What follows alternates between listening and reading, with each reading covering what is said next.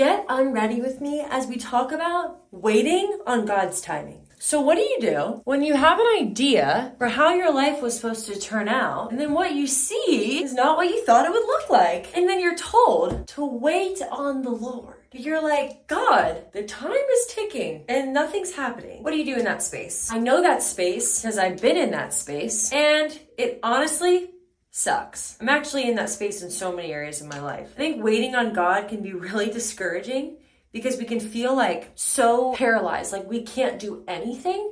So then we just feel really discouraged. And for all my girlies that like to take action out there, you're just like, okay, then can I not even move? But God doesn't call us to just stand there. God calls us to follow him. You gotta give up your idea of how your life was supposed to look like right now.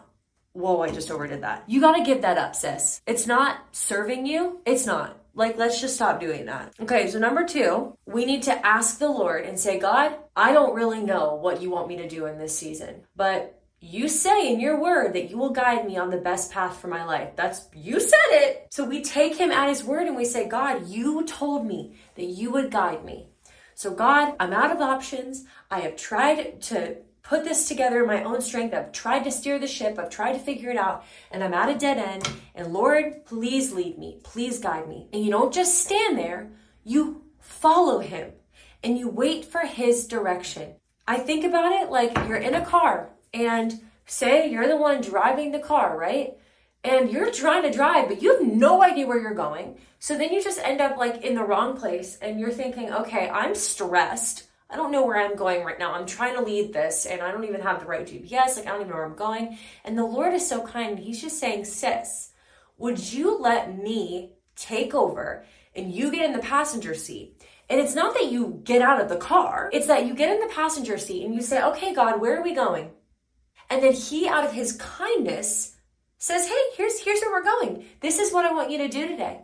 God, I think, allows us to go through these awful waiting seasons. Can I just say that some of them are awful? Can I just be honest? I think God allows us to go through them because he's like, it's in these places that we actually learn what it's like to rely on God and to be in relationship with God, because we have to hear his voice. We have to hear his direction. And in that process, we actually get to know him more. We actually get to discern his voice.